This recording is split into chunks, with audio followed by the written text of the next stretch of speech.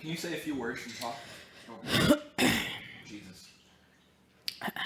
Yeah, just say a few things. Oh, hi. Hello.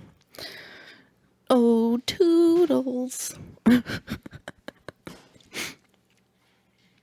you like me to continue talking? No, I think that's good. I don't know why. We just seem quieter than normal. Are you sure? I don't want to make a mess in your couch. We can do another test run. I can do like Macbeth or something. Tomorrow and tomorrow and tomorrow creeps in this petty pace from day to day to the last syllable of recorded time, and all our yesterdays have lighted fools the way to dusty death. Out, out, brief candle. Life's but a walking shadow.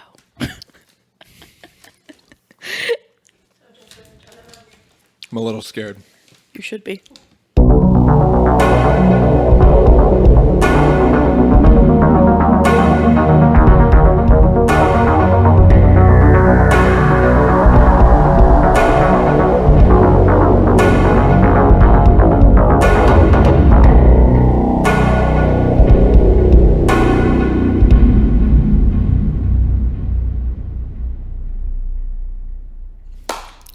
Welcome to Beer and Fear. This is episode 21. My name is Zach. My name is Paige. We have a little bit of a venue change this week. We're on a field trip, Miss Frizzle. We're at Paige's commune. Commode. Apartment. Sure. Yeah. There's another word for it. Like your commune. I was right. It's your commune, right? My residence. My home. We can look up at the source right now if you want. Commune would be on there. Look up commune. Am I wrong? What does commune mean? Yeah. So, technically... Chelsea and I are not a group. You could be a group, two people. Look group is not two people. Look up group.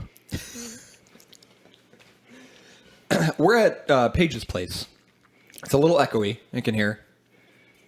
Doesn't have a lot of soundproofing in here. A group of number of people of things that are located close together. A number of people. So not two. It could be two. Okay, when you were in class and you're talking, and your teacher was like, "Okay, we're breaking up into groups." That meant more than two. It could be groups of two.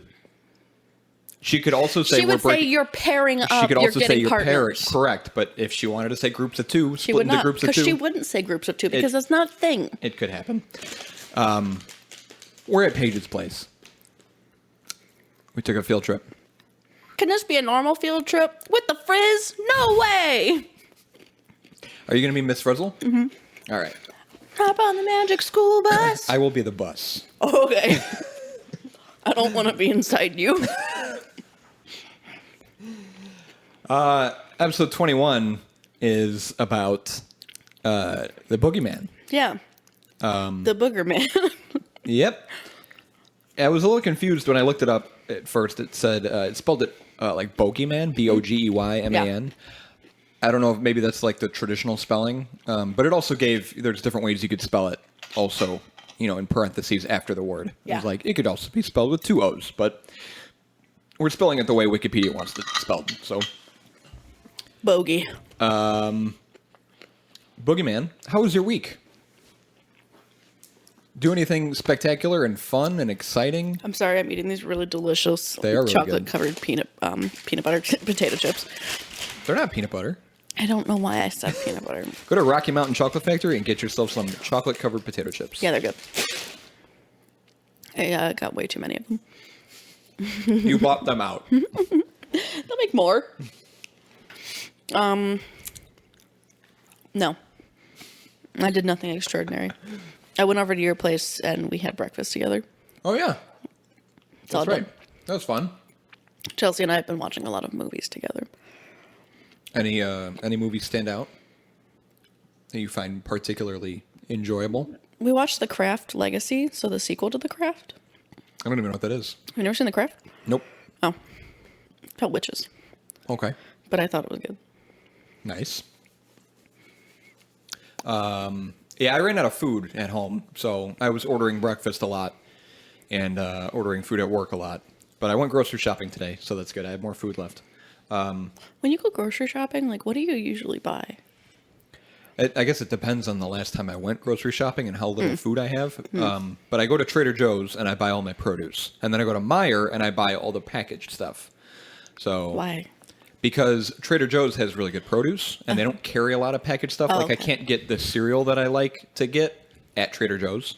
Oh. They have cereal, but I like, there's some stuff that I can get at Meijer that I can't get at Trader Joe's. Oh, okay, that makes sense. And if I'm buying produce, I'm going to Trader Joe's because it's fresher. They have chocolate-covered sunflower seeds at Trader Joe's, and those are my favorite. Oh, yeah. I do. I haven't bought those, but I've had them before. They're good. What did I do? I switched shifts. So I'm on somewhat of a normal schedule now. What's your official shift now? 3 p.m. to 11 p.m. with Thursdays and Fridays off. There's going to be noise happening. It's fine. But it's nice because I'm getting better sleep now. And I think I'll like it. It's going to be all year, unfortunately. But I think You don't change it again? I do not. No, for the entire year. Oh, that's wild. But it'll be fun. I look forward to it. What days off did you say you had? Thursday, Friday. Oh, Today being one of them. my Friday. days off are Monday, Tuesday. Oh, they changed? Mm-hmm. Okay. They needed more availability on the weekend, so I was like, yeah, that's fine. Okay. Well, we'll get together Thursdays and Fridays then, I guess, before work. Because you're still on mids, yeah? Midnights. Yep, mids. I was confused by that first because when everyone started saying mids, I thought it was middle shift. Yeah. But they say mids. When they say mids, it's midnights. Okay, well, it's dumb. Yeah, I don't know. Boogeyman. I picked the topic this week. Yeah. And I picked the beer this week. Yeah, that's how this works. Gosh, we didn't make any room. This is kind of a different setup here. Hold on. So, the beer this week is called Boogie Nights by Mars Community Brewing Company. MARZ. So, Oh, what a night. it could be, Sober. I don't know if it's Martz, or if it's Mertz, or if it's Mars. I'm going to say Mars, M-A-R-Z. The name of the brewery? Yeah, I think it's Mars, M-A-R-Z. But in German, M-A with the little dots, the umlaut, R-Z is March. So if you want to say March in German, it's März. Mm-hmm. And it looks very similar to that. So is this based off the movie? Boogie Nights? It's Yeah. not. Oh. No. But it's the first thing that came to mind, though. Poor Mark Wahlberg. Yeah, I just picked it because, obviously, Boogie. mean, Interestingly... Dirk Diggler, baby. Interestingly, Mars Brewing Company, they have a lot of different kinds of Boogie beers. Yeah.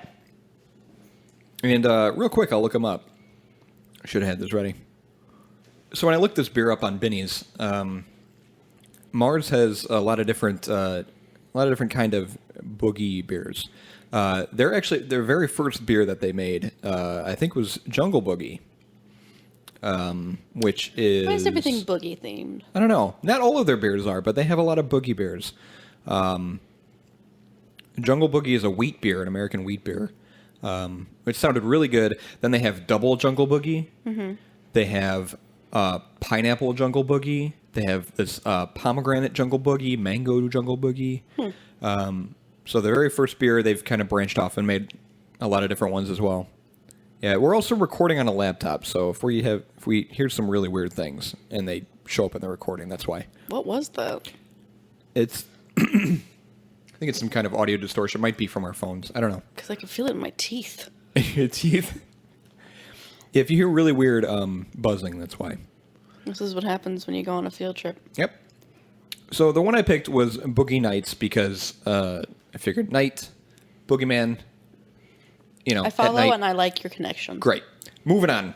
3630 South Iron Street in Chicago, Illinois, 60609 is where Mars Community Brewing is. The brewery was formed as a dream in 2013 while we hung out at Maria's Packaged Goods and Community Bar in the Bridgeport neighborhood of Chicago.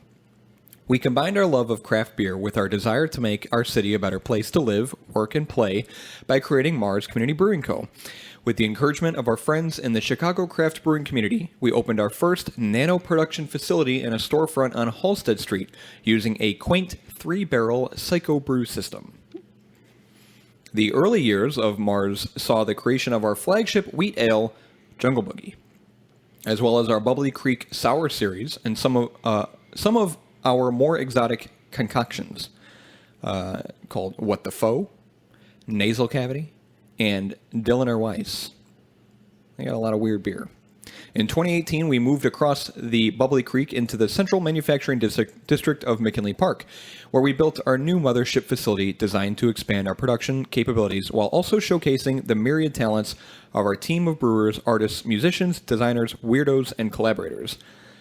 The very community that helps make Mars what it is. Mars now brews on a 15-barrel brew house with 15 and 30 BBL, which is the abbreviation for barrel, which I didn't know, and BBL. Fun fact, 1 U.S. BBL is 31 gallons. So barrel is 31 gallons. So 15 and 30 BBL tanks, a 15 BBL fooder, F-O-E-D-E-R. Fooder, our own canning line, and a continuously growing barrel program, all designed to allow us to make small batches of handcrafted beer and other delicious liquids such as kombucha, yerba, shrub sodas, and house-made seltzers. I've never had yerba. Isn't it like super caffeinated tea? I couldn't tell you. I don't know. I haven't had yerba mate. Cruising on down Main Street. Either. Yeah? Mm-hmm. Haven't had it either. I used to make my own kombucha. I like kombucha. So I like Mars. They're pretty great. We pride ourselves on giving back to the community that has given us so very much. As such, we help support numerous nonprofits and a wide-ranging cultural and social advocacy community to build a better world for our employees, customers, family, friends, and neighbors. Nice. These guys are pretty OG. I dig it. With the frizz? No way. Yep. Okay. Yep. No fun. Fuck. Your face looks so upset. We're gonna get like copyright struck or something. Got like chip crumbs. We're gonna get down my shirt. We're gonna get fined money that we don't have. Okay, you can't let that happen. We played a Mark Wahlberg song on here for a very long time. I know. I was a little concerned about that, but it's fine. No issues yet. So I'm sure. Don't remind him. Okay. Keep it on the dollar. Yeah, I'm sure Mark Wahlberg wants our revenue. Mm-hmm. That we don't have. This is describing the beer now. This seasonal variant of Jungle Boogie features the same tea you know and love. Didn't make sense. It's hopped with a little more Mosaic and Cascade to help play with the darker wheat malt and deeper black malt that give this version a darker color and more robust flavor. Did you say deeper yerba? No. Oh, okay. I thought you said yerba. No. Darker wheat malts and debittered black malt. Oh, debittered. That give this version a darker color and more robust flavor. Enjoy and boogie on. Oh, that was cute. Mm-hmm. This is a Boogie Nights. It is a dark wheat ale. This is our first wheat beer. Oh, really? On Beer and Fear. We haven't had wheat beer yet. Yes, positive. I checked. Okay. I love wheat beer. I'm a big fan of wheat beer. I don't know that I've ever had a dark wheat ale. But I'll describe what wheat beer is. Wheat beer is a top fermented beer which is brewed with a large proportion of wheat relative to the amount of malted barley. The two main varieties are German Weiss beer, literally white beer, and Belgian wit beer, the same meaning in Dutch.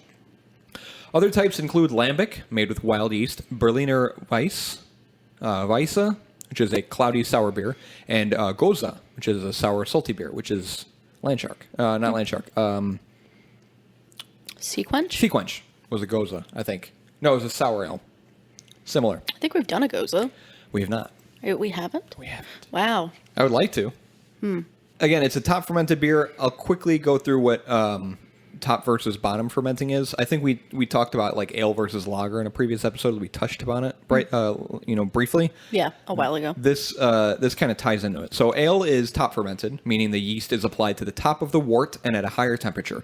Top fermenting is the oldest method, and the yeast used for it is called, if you remember the Saccharomyces, or that kind of yeast.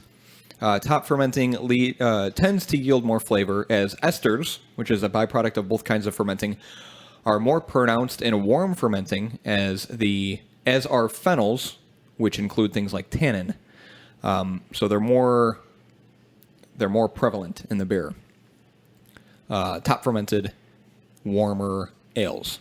Lager, on the other hand, is a bottom fermented brewing method, meaning the yeast works at the bottom of the wort at a much lower temperature. And that's because the yeast involved in bottom fermenting are a hybrid of Saccharomyces cerevisiae and a yeast called Saccharomyces eubayanus. Some of these yeasts can thrive in much colder temperatures. I think I mentioned that yeast before. I still can't pronounce it. But top versus bottom, ale versus lager, warm versus cold, they all kind of tie in. One popular wheat beer is Blue Moon. It is a Belgian wit beer. Wit beer uses flavorings such as coriander and orange peel. Belgian white beers are often made with raw unmalted wheat. I do like Blue Moon. I do like Blue Moon. Big fan of wheat beer. I am as well. Weiss beer uses at least 50% wheat to barley malt to make a light-colored top-fermenting beer. Specialized strains of yeast are used, which produce overtones of banana and clove as byproducts of fermentation. And that reminded me, the banana and clove reminded me of one of my favorite, if not my favorite beer of all time, is Summer Fling by Ludington Bay Brewing Co. It is a Hefeweizen, which falls under the category of wheat beer, Hefeweizen. I love that word. Right? But I think the description of Summer Fling, if you go to the brewery, it says banana and clove, which I guess is pretty common flavors for Weiss beer. There are many different varieties of wheat beer, but the one we'll be talking about and drinking is a dark wheat beer. It's sometimes called Dunkelsweiss beer, or more commonly Dunkelweizen. More German. Dark wheat varieties are made with darker, more highly kilned malts, both wheat and barley.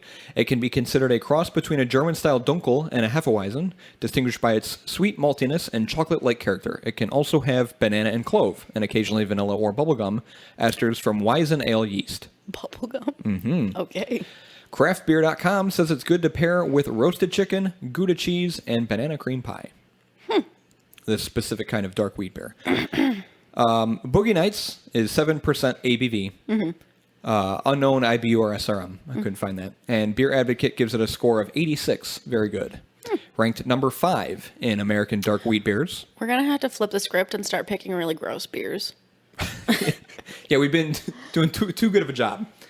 Well, we had Famosa, and then what was the other one? Purple Haze? Famosa was forever ago, and so was Purple Haze. Yeah. Those were in the first season. Well, now we're on our third. This is the third season. Right. So, I don't know. We'll see. Ranked number 5 in American dark wheat beers, ranked 18,496 overall, and it has an average rating of 4 on Beer Advocate. If you want to learn more about this brewery and check out their beers, you can go to mars.beer. That's their website, mars.beer. I'm going to go get the beer. Okay.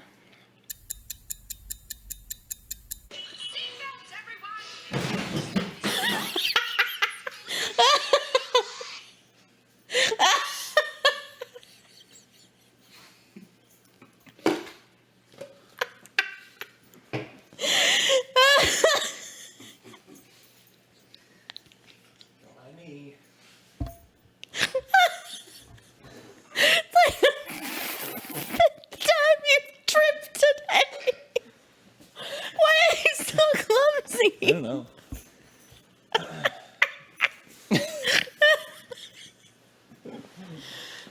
It's so funny to watch. Maybe I'm a little over dramatic sometimes. I don't know. Let me see this can. Oh, it's cute.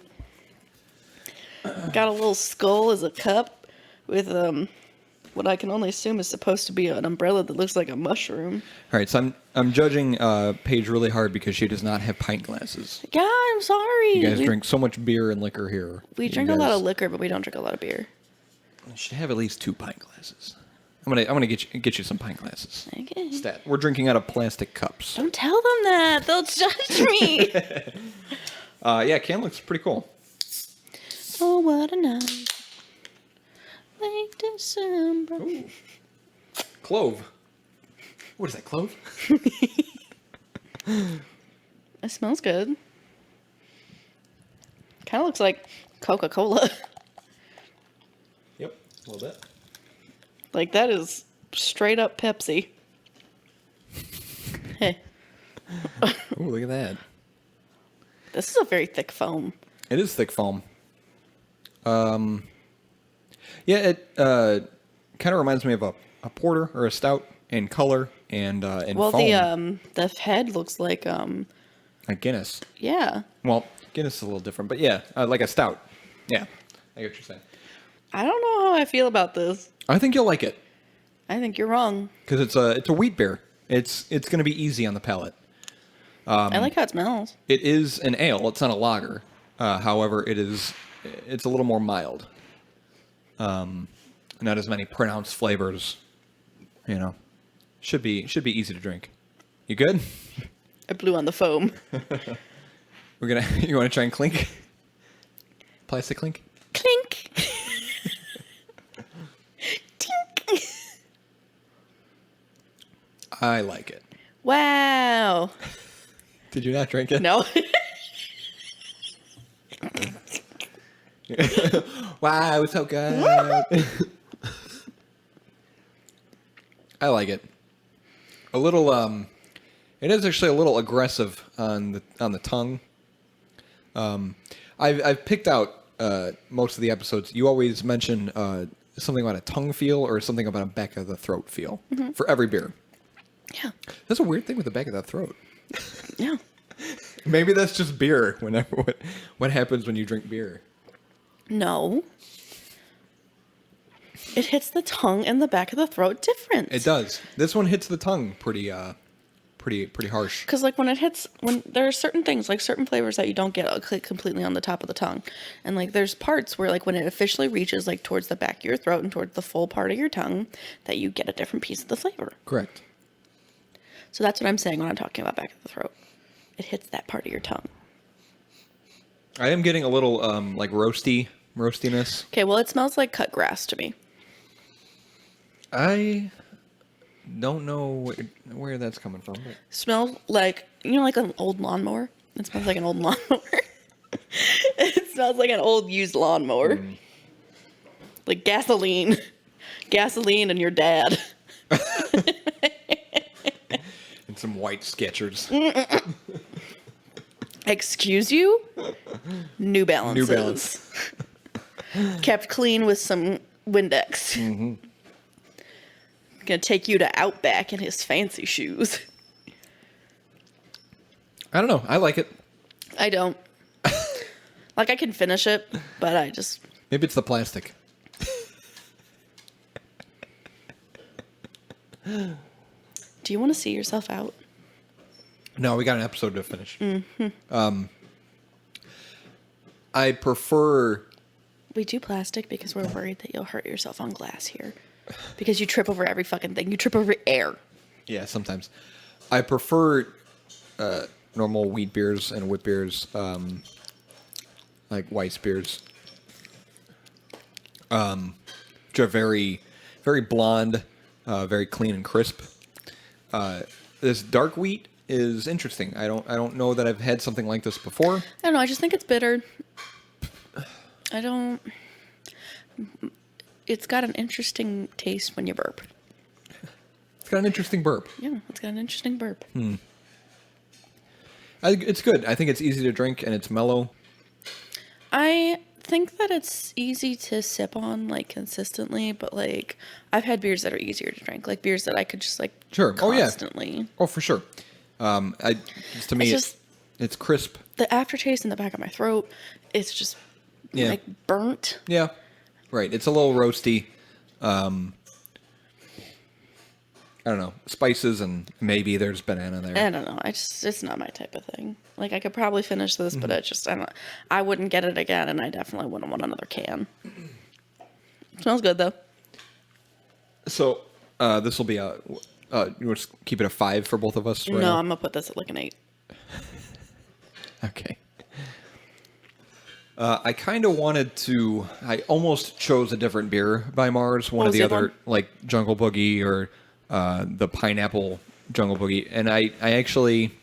I looked them up on Beer Advocate before I picked it, which I try not to do because I don't want that kind of swaying my opinion. But I was pretty set on this, and then I decided to check Beer Advocate at the other beers. Jungle Boogie, I think, has like a 92 score on Beer Advocate. Some of the other Boogie beers were ranked higher than this, but they also got more reviews than this one. So I think that might also play into it. I would like to try some of the other ones from Mars Brewing. Maybe we will later down the line, sometime in the future. Who knows? But I don't know. It was good. It's decent. There's better beers. I've had better ones. It's all right. It was all right. Well, whenever you're ready, take it away. I can kind of understand how it got its score on Beer Advocate, if like that's your type of beer. So like I'm not saying it's a bad crap. It's well brewed. It's just not my cup of tea. Sure. It's not my type of beer. It's not your It's plastic. it's not my pint of beer. Not your plastic cup of beer. You know what? I don't need that attitude. I don't like that tude. You invited me over, and then I was like, "Oh, why don't we just do the episode then?" Yeah, that was you. You know, instead of you having to go over there, and then we would come back here, and then I would drive back. You know I don't care. I don't care either. I just thought it'd be. Oh my God. Anyways, Thought you would have pint glasses. do you want to drink them out of shot glasses? Because that's the only glass that we have in this house. Okay, ignore me. Continue. The Bogeyman or Boogeyman. Right, as it's spelled, Bogeyman. Yeah, there's a bunch of ways to spell it though. There's boogie as in like to dance. There's boogie woogie, not even boogie woogie. The boogie woogie man. The Bogeyman. Boogie monster. Boogie monster. Yeah. Which also, I told Zach this before, but the Boogeyman was something that I was absolutely terrified as a child. Oh, yeah. That's what you did. Terrified me. And it was because, and I have to look up the name of this movie, but I'm pretty sure it was literally just called The Boogeyman. And I think it was a Disney made-for-TV movie. What the hell? Why would Disney make that? And it terrified me. Scare all the kids. All the youngins. Don't look under the bed. That's what it was called. And let me freaking tell you, this Boogeyman that was in it was terrifying. Don't look under the bed? Yes. So freaking scary. And it was like about, I think, like imaginary friends that would end up becoming like monsters if you stopped believing in them. But like this was the Boogeyman. Oh, yeah, it's a little scary. Oh, no, just. Looks like a cracked up Jack White. Oh. That's like one of the imaginary friends. Like, look at this hand. Look at this hand. Oh, freaking terrifying. I hated it so much. Ooh, look at that one. Yeah, terrifying. What is that, Jim Carrey? So fucking scary. Like, it was not a children's movie. Like, look at this. Look at this. Not a children's movie at all. It's so scary. Like, I watched that young. Oh, gosh, yeah, that would have scarred me, too. Ugh, terrible. Did you say, is that Jim Carrey? No, It looks like Jim Carrey, this one. His name's Steve Valentine. Is that Jim Carrey? It looks like Jim Carrey. No, what is Steve Valentine in? He looks very familiar. Whatever's going on in the kitchen smells amazing. That's Chelsea making tacos. But yeah, it terrified me to the point, like I told you, like I was young when this came out. I had to jump from the side of my bed onto my bed because I was worried that someone would grab my ankles. Oh my goodness. I was terrified. And I was on the bottom bunk too. My little sister and I shared bunk beds. And I was like, I wouldn't sleep on the top bunk. That's adorable. I was so scared. Not adorable. He's a type of mythical creature used by adults to frighten children into good behavior. Bogeyman have no specific appearance, and conceptions vary drastically by household and culture. But they are most commonly depicted as masculine or androgynous monsters that punish children for misbehavior. The Boogeyman, or conceptually similar monsters, can be found in many cultures around the world. They may target a specific act or general misbehavior depending on what purpose needs serving, often based on a warning from the child's authority figure. The term Boogeyman is sometimes used as a non-specific personification for terror and in some cases, the devil. The devil? The devil. Oh, is that serious? The devil. The word bogey is believed to derive from the Middle English bogue or bug, something frightening or scarecrow. Oh, that's why it's spelled like that then. Mm-hmm. Oh. Theories on its origin include a root meaning goat or a cognate of the German with the two little dots above the O. Let me see. Burger. But Almost like burger, but wow. burger. Okay, but with man at the end. Burger man. The Burger Man. Or Goblin. It could be influenced in meaning by Old English Buddha, used in Buddha? I can't believe it's not Buddha. Used in compounds for beetle. A related word, bugbear, from bug, meaning goblin or scarecrow, and bear, was imagined as a demon in the form of a bear that eats small children, and was also used to mean a general object of dread. The word bugaboo, with a similar pair of meanings, may have arisen as an alteration of bugbear. Bugbear. Yes. What are those little microscopic bear things? Water bears? Yeah. Tardigrades? Yeah. I don't know why I just thought of that. They're cute. They got little sucky mouths. They go. While the description of the Boogerman differs on a cultural level, there are often some shared similarities to the creatures. Many of the Boogermen are depicted as having claws, talons, and sharp teeth. Along with that, the majority of boogeyman are of the spirit variety, while the minority are demons, witches, and other legendary creatures. Some are even described as having certain animal features, such as horns, hooves, and bug-like appearances. When looking at the personality traits of the Snotman, they are most easily divided into 3 categories. The kind that punishes misbehaving children, the kind that are more prone to violence, and the kind that protect the innocent. They all relate in the same way, being that they all exist to teach young children lessons. The large majority, but also if you're teaching young children lessons, you probably shouldn't be hiding under their beds. That just gives off the wrong flavor of the week there. The large majority of Boogie Snot men are there just to frighten children with punishments and not actually inflict much damage. The more vicious Boogie, Hakapalugi man, is set to steal the children at night and even eat them. Ooh, yum. The last category is the boogeyman who protects people and only punish those guilty regardless of age. So the conception was from parents? That's how it originated, was parents. I wonder who coined Creating a monster. I wonder who coined the term, though.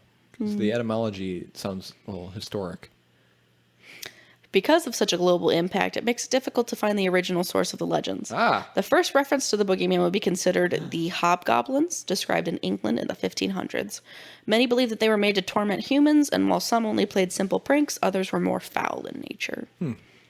There are different ones in different cultures. So there's the sack man. In many countries, a boogeyman variant is portrayed as a man with a sack on his back who carries naughty children away, kind of like Krampus. He's the sack man. This is true for many Latin countries such as Chile, Brazil, Portugal, and Spain. Portugal. And the countries of Spanish America, where he is referred to as El Hombre del Costal. Okay. I think so. And then El Hombre del Seco. Secco man. Yeah, Secco. All of which mean the sack/bag man. Similar legends are also very common in Eastern Europe, as well as in Haiti and some countries in Asia.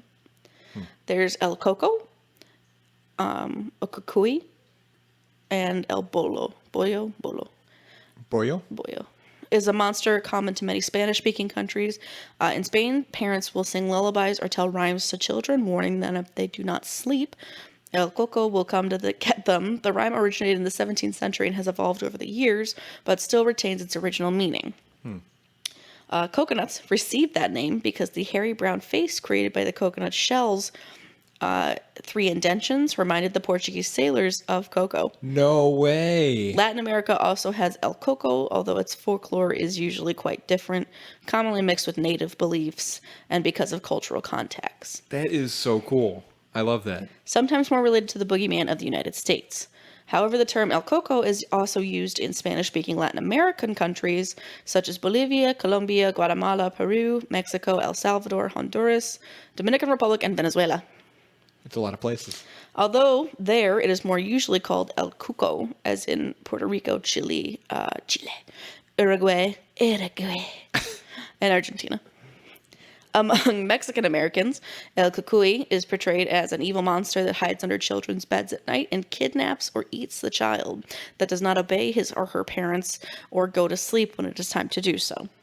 However, the Spanish-American boogeyman does not resemble the shapeless or hairy monster of Spain.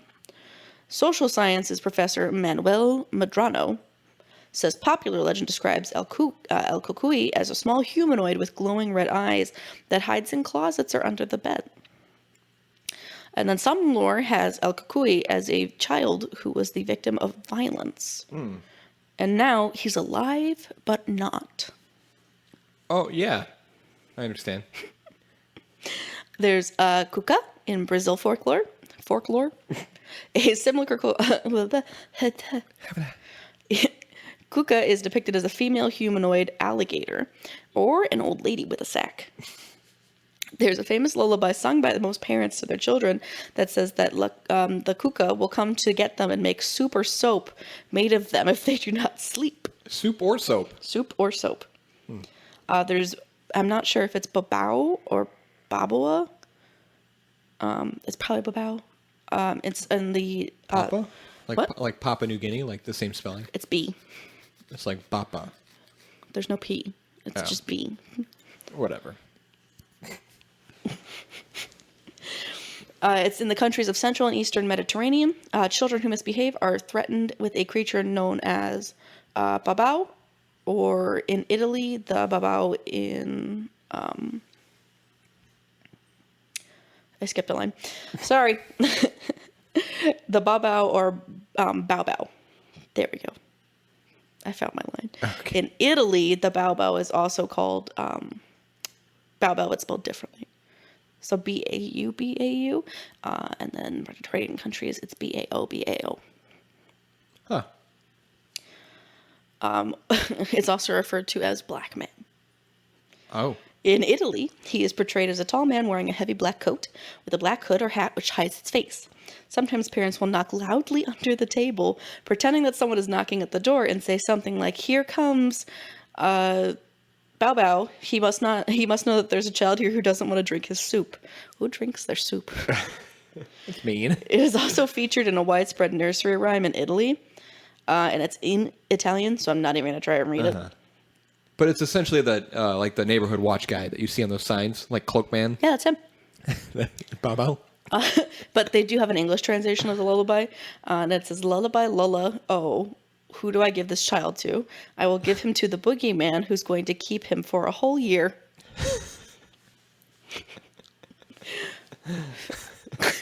Bow Wow is not supposed to eat or harm children, but instead takes them away to a mysterious and frightening place. Oh. This one I like because this looks like it's Butts Man. But it's German. Butts Man. Germanic folklore has dozens of different figures that correspond to the bogeyman. These have various appearances, such as a gnome, man, animal, monster, ghost, or a devil, and are sometimes said to appear at very specific places, such as in forests, at water bodies of water, cliffs, cornfields, or vineyards. These figures are called by many different names, which are often only regionally known. One of these possibly etymologically... You're doing great. Thanks, bud. Related to the boogeyman is I'm pretty sure it's not Butts Man, but I'm going to say Butts Man. It's Butts? Yeah, totally. 100%. Which can be of gnome-like or other demonic or ghostly appearance. Good times. But they're inhuman creatures that hide in the dark corners under the bed or in the closet and carries children away. Germans are crazy, man. You reminded me... I don't know if my mom actually has this book. Mm-hmm. She might, but my grandparents were German. And that's maybe where the book came from or how she found out about it. But it's called Der Struwwelpeter. Der Struwwelpeter. And this is the cover of the book. And it's, I don't know, it's this... Those long person. Fingers? What am I looking at here? I don't know if they're fingers or I think they're fingers. But the caption is Merry Stories and Funny Pictures. And there was some kind of tale in here. It's like a book full of different tales and kind of like the Boogeyman. Mm-hmm. It's like fables, that parents tell children. That essentially, it said if you're mean or naughty or don't do what you're supposed to do, don't listen to your parents. I think, and maybe Struble Pater is it says that this person will cut your fingers off, essentially, and that's the crime for not listening to your parents. I want to see what this description says. Sorry, I'm kind of derailing here. Yeah, you are. Each of its 10 illustrated rhymes contain clear moral lessons and shows in an exaggerated way the consequences of bad behavior. Read about the boy who would not brush his hair or cut his nails. Shockhead Peter. Read about the boy who would not stop sucking his thumbs. That's the one. If you don't stop sucking your thumbs, you will get them cut off by someone. Germans are crazy, man. So I'm not surprised this Buttsman is a thing. Buttsman. Continue. Oh, are you sure? Look up Der Struwwelpeter if you're interested. Yeah, do that. Check that out. Sure. Some of the abilities that he's said to have are fog generation, hallucinokinesis, which I'm assuming is just making you hallucinate, his claws, his teeth, shape-shifting, immortality, phobokinesis, which I'm guessing is generating your worst fear, like your phobia, and then somnopathy, which I think is making it so you can't sleep. Huh. Possibly. That was it. Oh, that's it? Yeah, that's it. That's pretty cool. A lot of stuff I didn't know about. My favorite fact was the coconuts. That's so cute, right? Based off of a children's fairy tale. That's where they got their name. That's where coconuts got their name. Coconuts. A coconut. I'm pretty sure. Let me see. Coconut.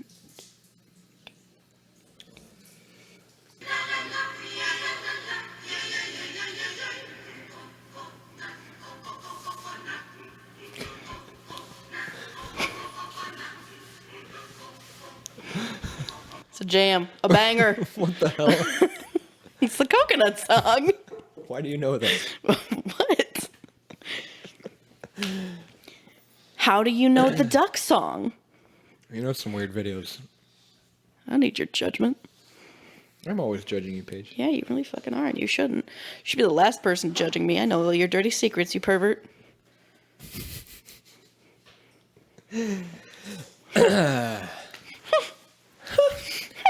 So, I didn't really know what to do with my section, the story section. I tried looking up. Actually, got pretty far into Google. I was like going through multiple pages of Google. That's when you know you're really struggling to find something. God, when you have to go to the second page Yeah, of Google, you right. might as well give up. Exactly. I was trying to find Boogeyman stories, and I really couldn't find anything. No one was. I don't know. So I thought of creepypasta. It's like, oh, of course, people have submitted stories about the Boogeyman on creepypasta. It has to be a thing. So I figured if I was going to get a story anywhere, it was going to be from creepypasta. So that's where I went. I've got 2 stories here. The first one's a little bit longer than the second one. I figured maybe I'll read the second one if we have some time. I guess I can always cut it later, so maybe I'll just read both. The first one here, it was likely written sometime in 2013. And I have a few comments that people left on the story. Candyman TGFB writes, too usual. Crazy Chris, with a K, crazy, writes, I found this to follow the guidelines a little more than it should have. It was also rather funny more than scary, but that might just be me. Mm-hmm. And Potatoes Ate My Neighbor. Oh, no. Writes, and the worst part is, he didn't get laid. Oh, man. So The worst part. Yep. This is it's just called Boogeyman. Everything had been going well that day that it all happened. Surprisingly well, even. It had been a crisp fall day as Miguel walked home from his job at the Indianapolis Child Support Prosecuting Attorneys. He could smell the moisture in the air. It would snow soon. If not today, then sometime later on in the week. I haven't read these either, just full disclosure. The walk to Ransom Street wasn't very far. Mm-hmm. It also wasn't the most pleasant walk in the world. The neighborhood had been pretty run down and was only getting worse. The houses around his had always been crumbling. The foundations were warped, siding was slowly falling to the ground, and all of the yards had turned into dirt. Gross. It never used to bother him growing up. No, not at all. Of course, that had been when he dressed more like the people he saw on his walk home. Things were a little different now that he had to wear a suit to work. Oh, he's a fucking monkey. He's, sure. A business monkey. It's not as though Miguel didn't make enough money to move to a better part of town. He made a fair amount of money as a legal aid working for the city. On top of that, Miguel saved like crazy and had even invested a small sum into some high-interest mutual funds. Money wasn't an issue. It was his family. When Miguel was preparing to graduate from IU School of Law, his mother died, leaving him with the responsibility of caring for his aging grandmother and a 12-year-old nephew. He had never known his father and had been used to dealing with extra responsibility, but he had never experienced anything quite as stressful as taking on the role of caretaker for his grandmother. She had come straight out of the barrios of Mexico City and couldn't speak a word of English. Come to think of it, she didn't speak much in any language since her only daughter, Miguel's mother, had died. On that day, however, Miguel was unaffected by all of this. It was a good day. Jessica, from work, had agreed to go with him to Broad Ripple later in the evening. What the fuck is Broad Ripple? Jessica from work. Maybe we'll find out. What the fuck is Jessica from work? As far as Miguel was concerned, it was the perfect way to start his weekend. Jessica was tall, blonde, slender, and had beautiful green eyes. Ooh. She was everything Miguel could ever want in a girl. He'd had a serious relationship once. It didn't work out, and he knew it was because he was too immature to make it work past the physical aspect. Oh my God, Miguel. During his walk home, Jessica was all that Miguel could think about. Miguel loved the way Jessica wore her short, tight skirts to work, almost without fail. Miguel, like most of his friends he grew up with, based dating and relationships mainly on the physical, and Jessica met those needs. God damn, Miguel. He had been out of practice in the bedroom since he graduated college. What is this story? I don't know. I don't know where we're going. At what point is there a boogeyman? It's the long one. Though he'd never admit it to the guys at work. Mm-hmm. He would probably put a condom in his wallet just in case. That was loud in my ears. Just in case. In case of what, Miguel? Miguel's ready. I think Jessica's out of your league. Miguel's prepared. As he neared the worn-down wooden steps leading to his porch, Miguel let out a loud sigh. They made loud sigh one word. Loud sigh of self-appreciation. Of self-appreciation? God, what is that? I'm so great. What is this story? This next sentence. He would take a Trojan twisted or maybe a rib. There's still time to choose, he thought. What is the tiniest condom? He put his key into the door. There's still time to choose the condom. Besides, I'll probably end up not using it anyway. Hey, Pelon, Miguel called out to his younger cousin as he entered the home. His cousin had shaved his head on a dare and hated the way it looked, so Miguel had taken to calling him Pelon. Miguel walked through the worn-down kitchen and listened to the wood creak beneath the decaying linoleum. The sink was still full of dishes from 2 nights ago when he'd made lengua tacos. Miguel clicked the switch for the lights in his living room. Pelon. I don't know why I thought you were going to say linguine. No, not linguine tacos. But then that made me think of Ratatouille. Because that ginger fuck, his name's Linguini. Pelon, you never did the dishes today. Hey, did you know that they're making a Ratatouille musical? Not or interested. they did make one. Oh, yeah, I don't care. The rat is played by like a person in a rat costume. They couldn't even afford to get a singing rat. What a joke. Go ahead.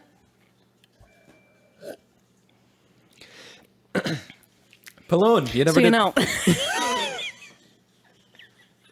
ahead. Pelon, you never did the dishes today. That's 2 days now since you... You bald-headed fuck. Miguel's heart stopped. What he saw couldn't be real. There's no way, he kept thinking. He dropped to his knees and crossed himself as he started to... Oh my God. To utter the Lord's Prayer. Dios mío. How could this have happened? How could they be dead? Oh my God, Jessica? His grandmother was sitting in her chair, slashed open ruthlessly all across her face and body. The walker she used had been knocked over along with her countless bottles of prescriptions that had been scattered everywhere. Her intestines were dangling out of her fat-rolled knees. It was then that Miguel saw his cousin's bloodied arm draped over the side of the couch and the rest of him on the floor in front of the TV. It was too much to handle. Miguel fell onto his hands and vomited. He was starting to black out. No, I have to keep it together. I have to get help. I have to get out and I have to get help, he thought as he clambered to his feet and stumbled out of his kitchen door. Miguel fumbled his phone in his hand, then lost it when he fell down the porch steps and into the dirt. The fall didn't do anything for his stomach, and Miguel hurled again just as he grabbed his phone to dial 911. He trembled so badly that he had to try twice before he could even dial 911 correctly. 911, what's your emergency? No one says that. You're not supposed to say what. You're supposed to ask where. Yeah, we know you're a dispatcher. The emergency is. Came the woman's you say voice. 911. What the fuck do you want? Came the woman's voice on the other line. Oh my God, please help me. It's my grandmother and my cousin. They're dead, Miguel shouted into his phone. Sir, please stay on the line, the operator said as Miguel cut her off. Please hurry. Oh God, they're dead. He was getting dizzy again and was having a hard time thinking. Everything kept getting darker. Sir, what's your address? Sir? Sir? Miguel Rivera, a voice said. What? Miguel said as he slowly opened his eyes. He wasn't sure how long he'd been unconscious. There were 2 police officers near him. We need to ask you a few questions, the police officer standing over him said. Miguel snapped up from the ground. Suddenly, he remembered his trip home. Pelon, Grandma, oh, he felt sick again. Yeah, about that, the police officer started. You want to tell us exactly what happened here? Yeah, oh man, Miguel started as he tried to keep his composure. I came home from work and they were both dead. It was horrible. Is that so? The officer skeptically asked. Yes, Miguel shouted back. He stopped trying to keep his cool and let it all out. Something tore them up. My cousin, his arm was on the couch, but he was in front of the TV, and my grandma, she was in her chair, but all messed up. I could see inside of her. I'd never seen anything like it, ever. Get out of your grandma. Okay. Get out of your grandma. Like a pervert. Just cool down for a minute. Let's go have a look, okay? What do you say? The officer suggested. Yeah, okay. Where did he black out? Outside, in the lawn. Oh. Then lead the way. Did he run out of the apartment? He stumbled out. Okay, it said stumbled out. Yep. Okay. Then lead the way, the policeman said, pointing to the door. As they walked up the steps, Miguel couldn't stop shaking. I can't look at them again. I just can't. The door slowly creaked open and Miguel and the police officers stepped through. Miguel pointed towards the living room as the officers walked past him. Any moment now, he would hear the police officers disgust at what they had seen. They would see Grandma's intestines on her knees. Any second now. Any second, and they would come out of the living room as ready to puke as he was, except it never happened. Instead, one of the officers stepped back into the kitchen. Hey, Miguel, come on in here for a sec, would you? Miguel stood up, feeling very confused and sick to his stomach. What could they possibly want me to go back in there for? With shaking hands and a nauseating feeling in his stomach, Miguel slowly walked towards the living room. He felt like he was walking through water. His feet were heavy and weren't listening to him very well as he trudged along. He peeked around the entryway and into the living room. There they were, his grandmother, Pelon. The blood was still everywhere, the entrails still dangling, pills lying scattered. Nothing had changed. Miguel started shaking and trembling all over. It was too much to look at. He felt sick again. Why would you want me to look at this again? Miguel shouted at the officer. The rest of the house is empty, an officer said as he entered the room. Miguel, the other officer started. What's going on here? Just look for yourself. Easy, pal. I am looking. I don't see anything. Easy, pal. Maybe you could fill us in on what you saw. How did they not see it? Miguel thought. How can they not see this mess? This used to be my family. You can't ignore something like this. Miguel looked at the officer in disbelief. The officer looked back at Miguel impatiently. It was obvious that he was annoyed at being called out here for nothing. He had experienced his share of crank calls, and he wasn't enjoying this one any more than the rest. Have you taken any drugs recently? The officer asked about cokehead. Almost sarcastically. The officer chuckled under his breath. Miguel shot him a heated look that made him stop chuckling. I'm serious, Miguel. Have you taken any sort of drugs recently? Or perhaps you've changed medications? Can you shoot me a heated look? Accidentally took the wrong amount? Who's so heated? Yeah. You know, I did just switch my seizure medications. That could be it. Miguel lied. He wasn't sure what else to say if the officers couldn't even see what he was saying. All right, fine. Call your doctor. Let him know what happened. Call us back if a real emergency takes place, okay? Yeah, Damn. Sure. Sorry, officer. Have a nice day. No problem, you bet. The officers walked out of the creaky kitchen and towards their car. One whispered to the other dispatcher in some background. He doesn't have any living relatives. He's probably just having a bad tweak. Bitch, what? They climbed into their cruiser, started it, radioed their findings to dispatch, and took off. Miguel watched them go from his kitchen window. That's when he heard the creak behind him. He turned to see his grandmother and Pelon standing in the kitchen doorway, still ripped apart and bloodied all over. It's time, Miguel, said Pelon. Come with us. That didn't have the Boogeyman in it, and I'm really disappointed, and I hope you have another story. Like, I need some follow-up. Is there an epilogue? Because, like, what happens with Miguel and Jessica? Like, is there a torrid love story? Is there a baby at some point? Does she meet the grandmother? Jessica was very unnecessary in the story. The entire opening was unnecessary. Yeah, she never comes up again. The entire conversation about condoms Which was condom unnecessary. is he choosing? I didn't really And I can promise you, it's the extra small kind. didn't really understand. He ain't no that. Magnum. No, didn't understand it. That was dumb. I'm thinking, I don't know if the boogeyman is Grandma and Pallone. Maybe they're both boogeymen, or if the boogeyman is the one who killed Grandma and Pallone. I don't know. There is no mention of a boogeyman. However, at the very top of the story, there is a creepy picture of that thing. Okay, do you have And then another story? Also, what's happening here? The fuck? Some Are yoga. they naked? Some yoga. They're naked. Hot yoga. She's naked. Tantric yoga. It's a titty. Yeah, tantric yoga. That shouldn't be allowed in There's a man. such a thing as nude yoga. Sure. I do have a second story. Thank God. This one is called The Boogeyman, Oh, maybe it actually has a minute. not just Boogeyman. This was likely written sometime in 2017, and I think the only comment on here, Holden Oxley writes, The fuck is Holden? "This had a great plot twist. 8 out of 10. 8 out of 10 from Holden. Damn. Holden D's nuts. Hide." That's how I'm gonna laugh from now on. No. Go ahead. Hide. That's all I can do. On Hide. it. What else am I supposed to do? Pretend this never happened? Yeah. No, I can't. Oh, never mind. And I won't. This is too serious. It too is. important. You're right. Nobody can find out. No one. They can't find out that I did this or I'm dead. There's too much blood on my hands, too much on the wall and tiled floor. Oh God, what did you do? The toilet is destroyed, broken, and bloody. Okay. There's shrapnel inside of the man on the floor. His face is gone. All that remains is a bloody skull. There's knocking now, people asking what was going on. He shit himself. There's no escape for me. I can't go anywhere. No windows, no giant vents. There's just a door, a gateway, the only passage to freedom, Why would there be a giant safety. vent? But the others can't see the body, or they'll be frightened and call the police. No, they can't live either. Oh? All they say is a name. Mac? Mac?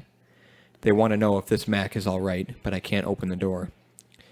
They'll know about everything. My suit is covered in fresh blood, and his body is right there. The others can't live. They must die. There is broken glass, I see, a large piece of it too. Sharp as well, and shaped like a knife. Perfect. I grab it and grip it tightly. I know it's cutting my hand, but I can't feel it. All I feel is fear, anger, and the urge to kill. But I have to wait. I must.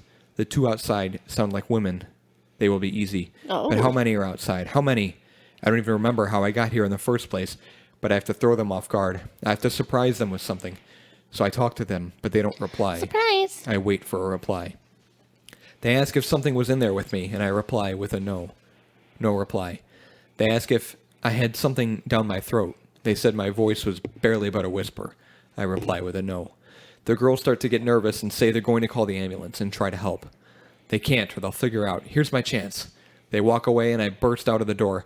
I grab one from behind. She's yelling the name again. Mac, stop. I bring her to the bathroom. Slice. More blood on my hands, more on the walls. She falls into the tub, her blood now going towards the drain. I hear the other girl sobbing, trying to hide. She hides in the attic, trying to suppress her sobs and panic. Oh, how dumb, how frail she is. Then I climb to the attic quickly. There she is, trembling in the corner. She looks up and her eyes widen. I raise the sharp glass. She says another name, this time shocked in a way. Amber? I gotta piss. What are you... Her talking ceases as the glass easily pierced through her throat. There. They are all gone. No one is snitch on me now. Then I go to the untouched 'Cause bathroom of the house Snitches. and use the sink. Get stitches. I have to wash my face off. It's covered in their blood. I'll leave as soon as I do. But I look at the mirror as I dry it off with a cloth. The face of the girl that I killed. I see it, but it's my face now. I go up to the attic once more and turn the girl's lifeless body over. Her face is not there anymore. But how? Then I remember who I am. I remember how I got here and what I do. Chuckle. That's all I do.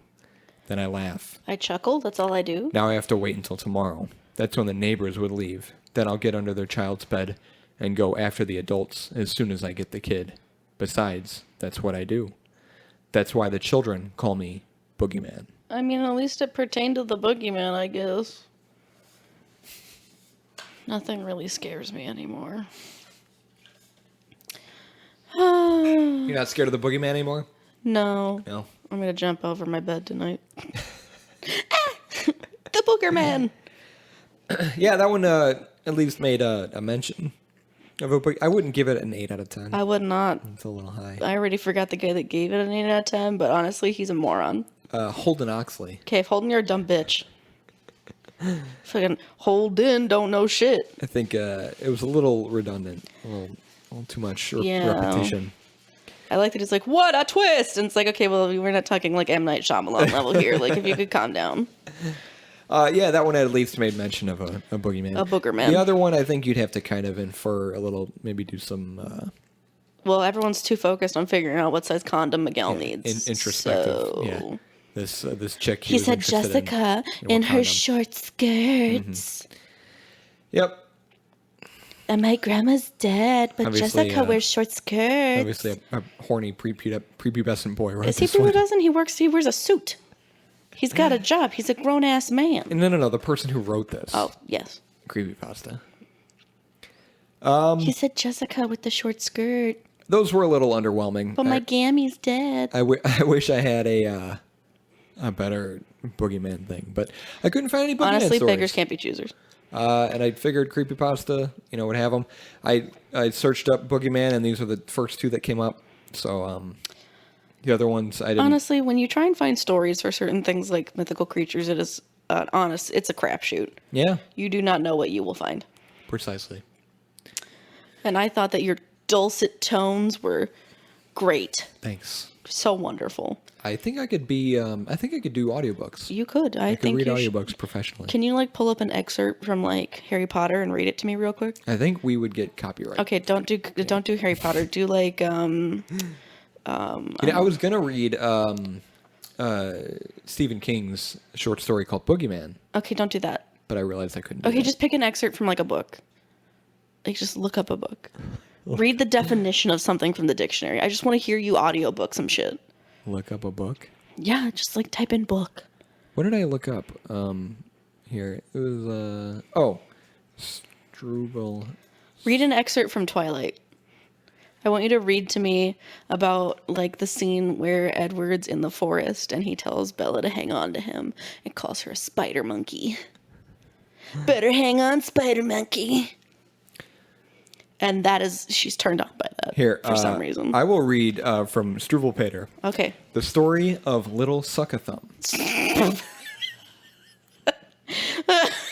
Little suckathumb. One day, Mama said, Conrad, dear, I must go out and leave you here. Mama said, knock But you don't out. mind now, Conrad, what I say. Yeah, Don't Conrad. suck your thumb while I'm away. You better not. The great tall tailor always comes to little boys who suck their thumbs. And he chops them off. And ere they dream what he's about, and he takes his great sharp scissors out. Oh, shit. And he cuts their thumbs clean off, and then, they never grow again. Man, Germans are mean. Mama had scarcely turned her back. The thumb was in. Alack, alack.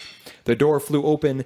In he ran. The great long red-legged scissor man. Why is he red-legged? Oh, children, see, the tailors come and cut out little Suckathumb. Snip, snap, snip, the scissors go, and Conrad cries out, oh, oh, oh. Snip, snap, snip, they go so fast that both his thumbs are off at last. Okay, you need to do Mama a comes different home, voice. there Conrad stands, and looks quite sad, and shows his hands. Okay, but you're reading it like said you're Mama, reading to children. I knew he'd come to naughty little Suckathumb. Okay, no, you need to read an excerpt from Twilight for me real quick. I demand. Yeah, there he is. Yeah, suck a thumb. I get it. You like to suck your thumb. No, the guy, the red legs. You Okay, asked why he's red-legged. He's got red legs. He's got pants. Okay, now read an excerpt from Twilight for me. What Twilight? The first one. And do a dramatic voice. I want to feel immersive. I want to be a part of this story. I think I can just pull up a book online. Yeah.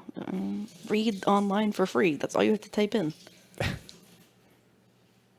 Is it Stephanie Meyer? Yeah, that's that bitch. It's only 260 pages. Yeah, it's not that long. Because it's full of absolute shit. And you can only make that go so long. He looked at me with his icy vampire eyes, and I said, Edward! I know what you are. You're a gay man. Which one is the boy with the reddish-brown hair? Oh, hell yeah. I asked. I peeked at him from the corner of my eye, and he was still staring at me. All sneaky But like. not gawking like the other students had today. Yeah. He had a slightly frustrated expression. Oof. I looked down again. That's Edward. He's gorgeous, of course, but don't waste your time. You gotta do voices.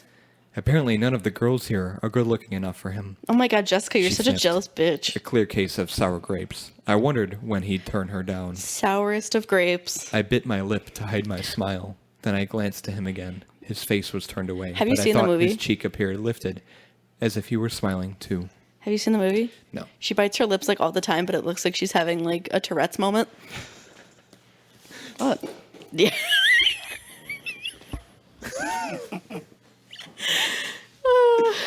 Like it's one of her tics. Okay. Poor Bella. What did you think of the beer? That was intense. Maybe I turned these up a little too loud. I don't know. I thought it was good. Like I said, I prefer like Hefeweizens and standard Weiss beer Yeah. over this dark wheat beer. It's good. It's crisp. It does have a little bit of bite to it. Mm-hmm. It is kind of nutty and roasty. Me too. I don't know. It was okay. Nothing spectacular, you know. I thought it had good flavor, but like in a way where it was like, okay, I can appreciate that this was brewed well and they did a good job on it, but like for me, it doesn't agree with my palate. That's fair. Like I'm gonna finish it. Like I've only got like 2 more drinks left, but Yeah. I'm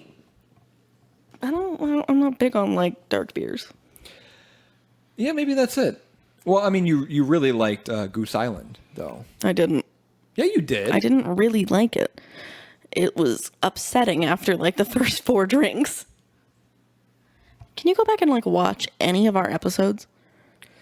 Watch. You don't remember anything. I remember some stuff. I guess I should say you tolerated Yep. Goose Island. It was good at first, and then it just became too much because it was It was very rich. too Yeah. intense. Oh, yeah. I don't know. I feel like there's a dark beer that we've had that you enjoyed, but I just can't remember what it was. No clue, Broham. Yeah, it was decent. We've had better beer though on this show. I think 86 is a fair score. Yeah, I didn't hate it, but I don't love it. but you did finish it, so that's Yeah, a good sign. that's high praise from me. Right. beerandfearcast@gmail.com. If you want to send us an email or just harass us, we'd really appreciate that. Maybe some blackmail. No one listens to this. No Well, one's. people listen. No one sent us. an Chelsea email. listens. Scott listens. My friend Tony listens. Ooh. Max listens. Oh yeah, Max. Yeah. Why do you forget everybody? I don't know. beerandfearcast@gmail.com. Kirsten listens. Oh, that's cool. Yeah, I've got a few people from work that I listen to. Latoya listens. Yeah, your boss listens. Yep. Let's talk mad shit. They told me they listened to the first episode once during their shift, like on midnight shift. And I was like, oh my god, you did not. Oh no. I was pretty upset, but I want to know people's opinion of me because I think that it's the worst, and I love that for myself. well, Scott likes you. Aw, Scott, stop trying to hit on me. You have kids. I'm not ready to be a mother.